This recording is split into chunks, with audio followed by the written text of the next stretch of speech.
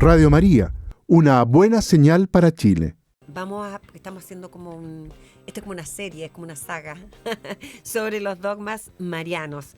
Y hoy vamos a continuar este ciclo de conversación de doctrina sobre justamente este tema, y nos toca la maternidad.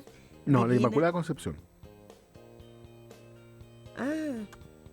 Por eso, por la Inmaculada Concepción. Sí, pues ¿La maternidad divina María? No, eso fue la semana pasada. ¿No es lo mismo? No. Una cosa es que la Virgen sea madre de Jesús, que es Dios. Y otra cosa es el origen de la Virgen, que de su Tiene toda la razón. Lo que pasa es que está malo aquí. No importa. Sí, no se preocupe. Pepe, castígate. Como ayer también estaba sentado aquí al lado y decía, me castigo. Ya. Bueno, pero yo lo estaba interpretando, pero tiene razón, porque sobre el rol de María, pero ahora lo estaba diciendo porque tenía claro que íbamos a hablar sobre la Inmaculada Concepción. Y vamos a hablar con el presbítero Juan Francisco Pinilla, que nos acompaña siempre, profesor de la Facultad de Teología de la Universidad Católica y miembro del Centro de Estudios Interdisciplinarios en Edith Stein, ¿así se dice? Edith Stein. ¿Ya? Y además vamos a hablar con Julián Castillo. Él es estudiante de Historia de la también Pontificia Universidad Católica y que ha investigado bastante sobre esta materia. A ambos los vamos a saludar. Espero que nos estén escuchando y estén ahí. Padre Juan Francisco, ¿cómo está? Julián, muy buenas tardes. No sé si nos están escuchando. Estamos aquí tratando de... Ya. Vamos a parar un poquito. ¿Sabe? Mientras están aquí... Arreglando la parte de conexión. La parte técnica, exactamente. Quizás hacer una pequeña... introducción. El padre Juan Francisco Pinilla ha ocupado una expresión, Verónica, que lo ocupaba. La última oportunidad yo no pude estar porque estaba en una jornada ahí de la comunidad nuestra. No pude estar, pero escuché el programa después. Pero él ha hecho una mención a una, comillas, axioma que se ocupa mucho en la vida de la Iglesia, en la teología, que es lex orandi, lex credendi. ¿Quién lo ha dicho en español? Pero creo que lo dijo un par de veces, lo dijo en latín. Lex, que en el fondo, lex orandi, lex credendi. ¿Qué significa eso? En el fondo significa que la Iglesia y la comunidad cristiana, el pueblo de Dios, cree lo que reza. ¿Y por qué digo esto? Porque ¿Cómo es? ¿Lex orandi? No. Credendi. Lex orandi, Lex credendi. Es decir, la ley de la oración es la ley de la fe. ¿Ya? ¿Y por qué lo menciono en este contexto? Porque, por ejemplo, el dogma de la maternidad divina, que fue el que conversaron ustedes la semana pasada, sí, que usted le preguntaba, me dio mucha risa cuando lo escuché, porque usted le preguntaba así en forma insistente, pero ¿en qué momento ¿cómo fue que le decía? Se ratificó esto como que la fecha, usted quería la fecha, una cosa así. Yeah. Y él le decía, no hubo una confesión así formal, ¿ya? No hubo un asunto formal, sino que hubo más bien, dijo, el concilio aceptó, recibió la segunda carta de Cirilo, donde habla acerca de la maternidad, habla acerca de la maternidad divina. ¿Se acuerda que le decía? Sí. Y él, entonces, en ese contexto, él dijo, bueno, lo que pasa es que la Iglesia cree lo que la Iglesia ha rezado y celebrado durante toda su vida, en la liturgia. En la liturgia. Y yo creo que en relación a lo que vamos a conversar hoy día, que tiene que ver con el dogma de la Inmaculada Concepción, se aplica muy bien a esto. Que uno lo cree nomás. Porque se ha celebrado, en la historia de la Iglesia, de la liturgia se ha celebrado largamente, y recién la ratificación en el dogma fue mucho posterior. Lo vamos a escuchar ahora en forma más exacta y exacta, esa es la palabra, con el padre Juan Francisco, o no sé si con Julián Castillo. ¿Están los dos o está Julián Castillo? Estamos los dos. Padre, ¿cómo está? Muy buenas tardes, Hola, gusto saludarlo. Buenos días. Estaba haciendo una pequeña introducción acá, Juan Francisco, mientras estaban ahí la cosa técnica. Sí, gracias, muchas gracias. Bueno, gusto saludar a Julián Castillo que nos acompaña también para hablar de este dogma, ¿no? De la Inmaculada Concepción que nos corresponde hoy. Tal vez partir, sí, explicando el origen y el significado mismo de este dogma, padre Julián.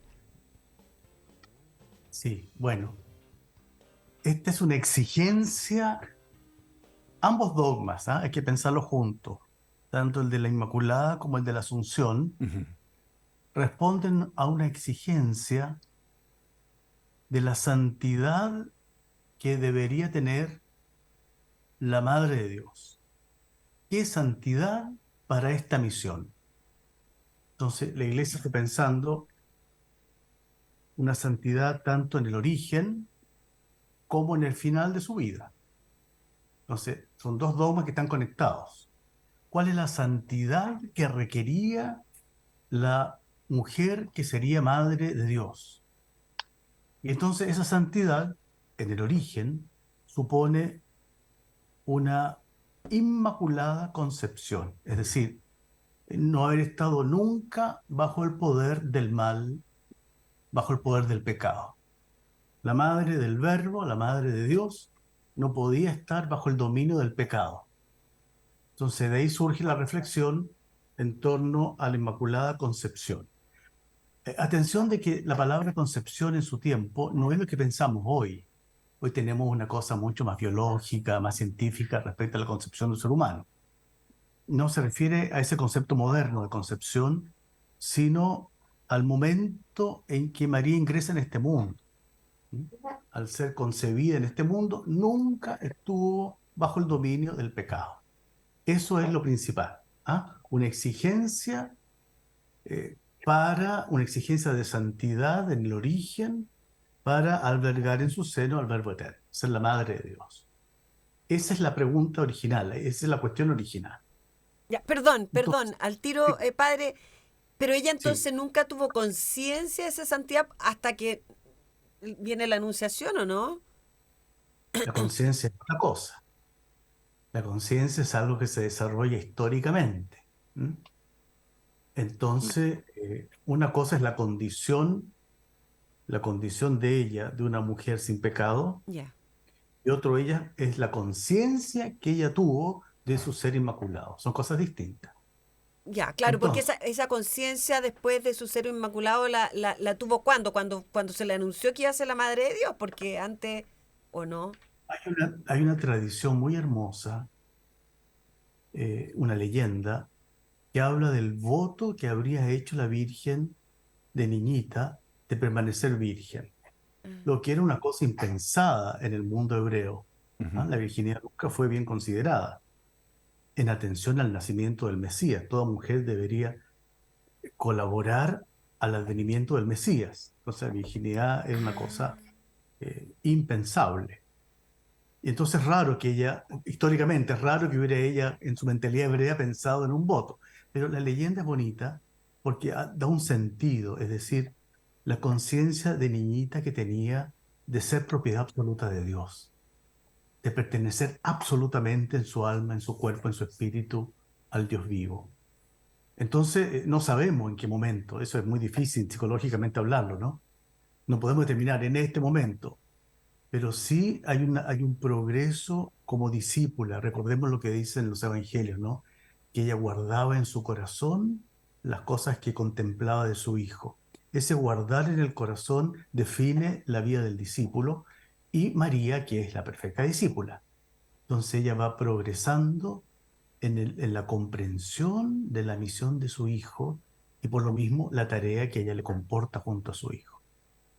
Entonces, son cosas distintas, ¿verdad? Es el hecho, la iglesia reconoce en ella el hecho de que en ella no hubo nunca pecado. Ahora, tú te preguntarás si esto fue tranquilo, si fue un dogma tranquilo. Bueno, no fue nada tranquilo. Y tenemos a eminentes teólogos y santos que no aceptaron que se hablara de la Inmaculada Concepción. No lo aceptaron. Primero, hay que decir que Orígenes, un gran teólogo del cristianismo primitivo, Orígenes puso un principio, ¿no? que es de la universalidad de la redención. Cristo murió por todos los seres humanos. Su redención es para todos los seres humanos. En cuanto tú eres ser humano, la redención es para ti. Según ese principio, San Anselmo, gran teólogo, San Bernardo, gran santo, y que ha escrito los elogios de la Santísima Virgen, y hasta Santo Tomás, gran teólogo, se opusieron al dogma. Decían, esto no puede ser. Incluso es muy pintoresco porque San Bernardo le escribe a los canónigos de Lyon, en Francia, retándolos.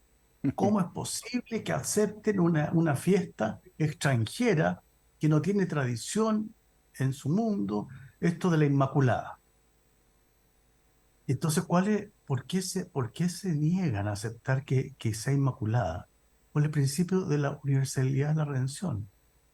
O sea, si María no es redimida, sería muy raro. O sea, María es un ser humano, por lo tanto, necesitado de redención. Entonces, ¿cómo va a haber un ser humano exento de redención? Ese es el argumento, ¿no? ¿Cómo va a haber un ser humano? Y María, la Madre de Dios, ¿cómo va a estar exenta de la obra magnífica de su Hijo, que es la redención? Claro, y ahí, Entonces, claro, perdón, y ahí entonces, para continuar con la lógica, Cristo no habría muerto por todos. claro, ¿Ah? habría Ese muerto es el por todo, argumento. menos por su madre, menos por Exactamente, su madre. Es exacto, rarísimo. claro. Entonces tenían razones para oponerse, ¿no? Ujú. Tenían una racionalidad para oponerse, grandes teólogos. Y entonces surge en Inglaterra, eh, hay una corriente franciscana, la cumbre de esto es Juan Duns Scoto, que pensando en este tema, dio la solución. Y dijo, en realidad, todos los seres humanos necesitamos redención, la Virgen también. La Virgen es redimida. Ahí estamos todos de acuerdo. Entonces él dijo, la cuestión es, ¿cómo es redimida? ¿Cómo es redimida? Y entonces él dijo, la Virgen María es redimida con anterioridad, como un privilegio único en que ella es preservada del pecado original. Y eso sería una redención perfecta. Entonces, ¿María fue redimida? Sí, pero el modo fue distinto al nuestro. Ella no conoció el pecado original. Ella fue preservada en atención a la obra futura de su Hijo. Lo que el dogma dice, en atención a los méritos de la pasión de su Hijo. Fue preservada en atención a la redención de su Hijo. Entonces ahí apuntó con el cómo, la manera, ¿no? ¿Es redimida? Sí, con Santo Tomás estaremos de acuerdo, pero el modo es distinto. Y ahí siguió la escuela franciscana con San Buenaventura, etcétera. Son palabras que alcanzan hasta la declaración del dogma. Y esto quizás sería bueno poder como profundizarlo porque en el fondo, o sea, no me refiero tanto ahora al contenido del dogma en sí mismo, sino que más bien al desarrollo histórico, porque en el fondo el dogma recién se formula, ¿cierto?, ahora, el siglo XIX. Y es un largo recorrido. Entonces ahí viene la pregunta, em, ¿a qué se debe tanto tiempo en el sentido de la, no sé si llamarlo demora o no, por parte de la Iglesia, por ratificar y decir, sí, la Virgen es inmaculada? ¿A qué se debió ese largo periodo? Porque lo de Escoto es en la Edad Media y entonces pasan muchos años, muchos siglos después. Sí. Hay algo que se llama el movimiento mariano, Ujú. que surge en Éfeso, 451. De ahí en adelante comienza la reflexión en torno al rol, la persona, la vocación de María. Y entonces en la Edad Media alcanza un punto culminante. Tiene que ver también con las cantigas de San Alfonso, ¿no? Ujú. Canto a la Virgen, las peregrinaciones, la catedral, cuánta catedral europea. y peregrinación en torno a la Santísima Virgen. Hay una exaltación de la figura de María. Pero como digo, el dogma de la Inmaculada tiene gran oposición y existen los inmaculistas que defienden el dogma de la Inmaculada. Entonces se establece la fiesta. Ahí muy importante el Papa Sixto IV, el mismo que hizo la Sixtina. El Papa Sixto IV es muy importante. Y entonces comienza la fiesta. Primero, ya, que haya la fiesta de la Concepción, pero no le pongamos nombre para que no sigamos peleando. Entonces se acepta la fiesta de la Concepción de la Virgen, ya. Luego empieza a introducirse el tema de la Inmaculada lentamente, pero como digo, no había un acuerdo unánime. Entonces las fiestas contribuían, las peregrinaciones, y después en esto el arte que influye en la devoción popular tiene mucho que hacer, tanto en lo musical como en lo iconográfico. Entonces llama la atención, por ejemplo, las Inmaculadas de Zurbarán, las Inmaculadas de Murillo, son famosas, ¿no? Son como modelos de la Virgen Inmaculada, que también se vincula al tema de la victoria sobre los turcos en Lepanto, donde participó Cervantes. Y entonces la Virgen está asociada a la media luna, victoriosa sobre la media luna, y recordemos que la media luna es el símbolo del Islam. Ujú. Entonces, en la batalla de Lepanto, en que Europa rechazó la cultura islámica, y eso fue determinante en la cultura europea, se asoció a la Virgen sobre la luna bajo sus pies, como la imagen de la Virgen del Apocalipsis, la figura del Apocalipsis. Entonces va creciendo la devoción, va creciendo el arte. Nosotros tenemos una diócesis que se llama la Concepción de la Virgen, ¿no? Cristóbal Colón, la primera iglesia que fundó, se la dedicó a la Concepción de la Virgen. Y entonces es un lento peregrinar hasta que la teología empieza a aclarar mejor las cosas, pero está movida por la piedad popular, que para el pueblo cristiano no es ningún problema que la Virgen sea exenta del pecado. ¿Cómo lo explica? Es otro tema, pero que la santidad de la Virgen esté en el origen, para el pueblo de Dios era un patrimonio, era una cosa ya adquirida. Se demoró el dogma realmente, pero por esto mismo, por las discusiones teológicas. Ahora, el apoyo de los papas fue definitivo, ¿ah? Sixto IV, Alejandro VII, y después, claro, el Papa Pío IX, pero varios papas influyeron en las disputas teológicas del tiempo. Me gustaría preguntarle a Julián, padre, no sé si está por ahí también, que nos oriente un poco, porque, claro, a propósito y entendiendo todo lo que usted ha explicado, también se le denomina purísima, ¿verdad? Me imagino que por esto mismo el dogma de la Inmaculada Concepción. Julián, ¿nos puedes ahondar un poquito por qué llegamos a ese término? Sí, hola, buenas tardes a todos. Un gusto estar entre ustedes y le agradezco la invitación. Siempre es fructífero poder dar a conocer y transmitir el diálogo, en diálogo la historia de la iglesia, y cómo se conjuga esta con la fe, con el paso de Dios por la historia. Eh, sí, la denominación purísima eh, no, se remite igualmente al título, es como un sinónimo a inmaculada. Proviene del latín, que significa sin mancha o limpia, y también le podemos agregar este acompañante que nos remitía también el padre Juan, de concepción, que es de su concepción, esta afirmación que María fue concebida sin mancha de pecado original.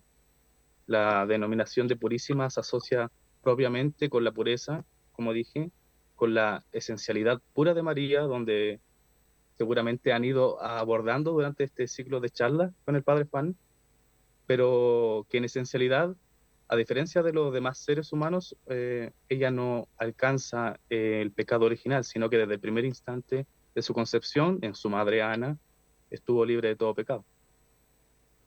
Y esa pureza, em, aquí quiero preguntarte, no hay que confundirla con... porque la doctrina, digamos, del nacimiento de Cristo virginal, que es otra concepción, ella no deja de ser pura, digamos, ni pierde, ¿me entiendes? Hay una estrecha vinculación entre, o una explicación distinta entre pureza y virginidad, que no se pierde en ningún caso y en ninguna, ni con el nacimiento de Cristo, ni desde su concepción, ¿cierto? Claro, sí, efectivamente. ¿Se entiende, no, la pregunta? O sea, ella no deja de ser pura luego que engendra al Hijo de Dios, tampoco. Claro, es más, yo diría que contrariamente la ensalza en sí, trae en sí al Hijo de Dios. Eso reafirma lo anterior, creo yo. Ujú.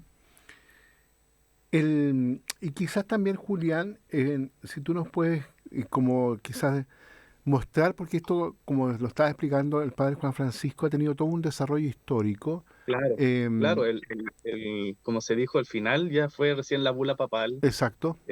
Nefabilis Deus, del 8 de diciembre de 1854 por el Papa Pío IX, que entre paréntesis, él vivió también acá en Chile durante un tiempo, meses, un año, Fue anuncio acá, creo, ¿no? no, fue ¿No? novicio, me parece. Vivió en la Recoleta Dominica. Ah, mira. No fue, bueno, no, pero acompañó una misión. Eso Ah, sí, claro. claro. Y, y creo que este año se estaría cumpliendo 169 años de la promulgación del dogma como tal, también. Y claro, ha habido todo un camino eh, en estos debates entre medio, pero también muy mitigado, por decirlo así, no tan puesto como en el debate público, sino que ha habido asimilaciones dentro de la historia, desde los primeros cristianos, de la figura de María. Y desde ahí un paso, un transcurso eh, que nos llegan allá al final al dogma. Eh, la fuente, creo yo, primaria como creyente, si bien no es el fundamento, no es lo que pretende ser el texto, no es ser una fuente histórica, pero podemos sacar de ahí que son las escrituras. Ujú. Y el Nuevo Testamento es una gran fuente para ir sacando los elementos de la figura predominante que se conservan en María. Pero ya después, con el paso del tiempo, como dijo el padre Juan, las pinturas, después más adelante, que sería lo que influiría en Chile, serían la escultura también de María. Pero durante el cristianismo, en las primeras épocas, hay una cosa muy importante que son eh, este, pinturas de los primeros 3 siglos del cristianismo, donde se relata muy bien la figura de María, eh, y existe en las catacumbas romanas un fiel reflejo de ello. No sé si alguno o si tiene la oportunidad de ir a Roma, existen las catacumbas de Santa Priscila, que datan aproximadamente del 2 al 3 después de Cristo aproximadamente, y, y esta alberga una imagen de María en donde tiene al niño en sus brazos, y es muy bella. Después, la Virgen Inmaculada se ve en la presencia de los padres de la iglesia, en San Silvestre, San Ambrosio, la mencionan, y este culto también tan hermoso que es desde el siglo 3, 4 después de Cristo, que es la oración Subtum Presidium, de bajo tu amparo nos acogemos, que hasta el día de hoy se reza en la liturgia de la hora. Ya después nos saltamos a la Edad Media, y ahí ya el culto a María se intensifica muchísimo, en una parte ahí en el siglo 8 9 para ir en combate de la cultura y la religiosidad pagana. Pero no resulta como quieren los líderes de la iglesia, sino que se empieza a mimetizar, a ver una consolidación entre ambas cosas. Entonces sale un sincretismo religioso donde donde tiene que ir la figura de María en fechas donde antes se celebraba ciertas fiestas paganas. Por lo tanto, también los líderes de la iglesia ven estos elementos de los santos, de los mártires, y de la figura de María para propagar la fe. Viene en combate de esto también. Ujú. Una pregunta Y ya, sí, una pregunta para ambos. Qué interesante que acá en nuestro país esta fiesta, digamos, de la Inmaculada Concepción tenga una raíz tan honda. ¿Ah? Quizás una respuesta más de la perspectiva histórica, pero también otra quizás también del Padre Juan Francisco, también en una perspectiva también cómo se ha dado el desarrollo de la maduración de la fe en nuestro país, porque la Inmaculada Concepción, más allá del dogma en sí mismo, tiene una raíz muy profunda en nuestro sustrato católico, por así decirlo. ¿Ah? Es impresionante lo que pasa el 8 de diciembre acá en nuestro país. claro. Entonces, quizá primero una perspectiva, Julián, más histórica, cómo se dio, acá en nuestro país en concreto, por qué ha alcanzado em, tanta fuerza. Claro, si nos referimos a Chile entero, podríamos hablar de esta transmisión mariana que hemos ido hablando de cierta forma en el transcurso del programa, pero que el elemento mariano en Chile se ha ido dando desde la fundación de Chile colonial Ujú, mismo.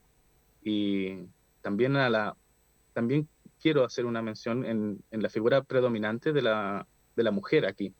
Es un factor importante el cumplir el rol de la mujer en la transmisión de la figura mariana, en el rezo del rosario, en la apropiación creyente de las vocaciones marianas y cómo van formando a los hijos y a la familia en la fe. Y en este sentido, una dinámica arraigada en las personas de las distintas épocas en el transcurso de la historia de Chile, de las distintas figuras marianas. Y por eso vemos que Chile es predominantemente mariano. A lo largo de Chile, las mayores fiestas religiosas son marianas. ujú. Padre Juan Después del Francisco. Carmen, después de la Virgen del Carmen, la Inmaculada es la más popular en Chile. Claro. Hay, hay fiestas de la Inmaculada del norte de Chile hasta Magallanes. Hay fiestas, peregrinaciones, capillas. Incluso la hora en la colonia se daba con el pregón mariano, Ave María Purísima, Ujú, las 12 andado y sereno. ¿Ah? así es. Imagínate, hasta eso, hasta la cultura, hasta la Claro. hora se daba. Pero claro, detrás de eso había toda una política también de España, de los Austrias, los Borbones, porque habían apoyado a Roma en la definición del dogma. Ujú, Querían eso. Entonces, eso en América Latina tuvo una fuerza muy grande. Como dice Julián, el tema de la mujer también fue muy notable en América. El rol de la maternidad, fueron cosas que tocaron algo así esencial de la cultura latinoamericana. Tuvo Y el una padre razón. acaba de mencionar algo también muy importante del rol español en cuanto a la formulación del dogma, porque ya España desde antes, desde 1585, tenía un vínculo bastante estrecho con la Inmaculada, producto de la Guerra de los 80 años en Flandes. Existió una batalla eh, de nombre que se llama Empel, y las crónicas lo fechan entre el 7 y el 8 de diciembre, en que batallaban contra los soldados rebeldes de los estados generales de los Países Bajos, los soldados españoles contra estos, y iban perdiendo los españoles. Eh, en sí, para resumir la historia, eh, son acorralados hacia un sector los soldados españoles y rodeados por unas especies de embalses de agua, con tal que los soldados de los Países Bajos rompen estos diques y inundan todo y los rodean en un monte. Lo que hace que en la noche, en fecha de invierno, esto se congela y era definitivo que iban a perder la guerra los españoles. Entonces estaban esperando solamente la rendición.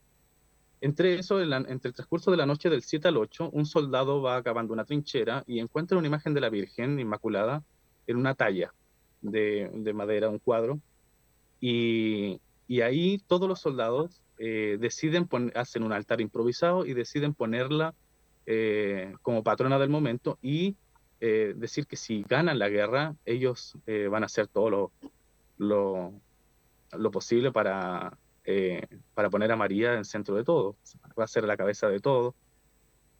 En sí, en la mañana del 8 de diciembre, el hielo, el agua se había congelado y pasan los soldados españoles hacia el frente y los sorprenden a los demás y ganan la guerra. De ahí que el mismo rey decide poner al 8 de diciembre como el Día de la Inmaculada, pero no puede reafirmarse hasta recién el 8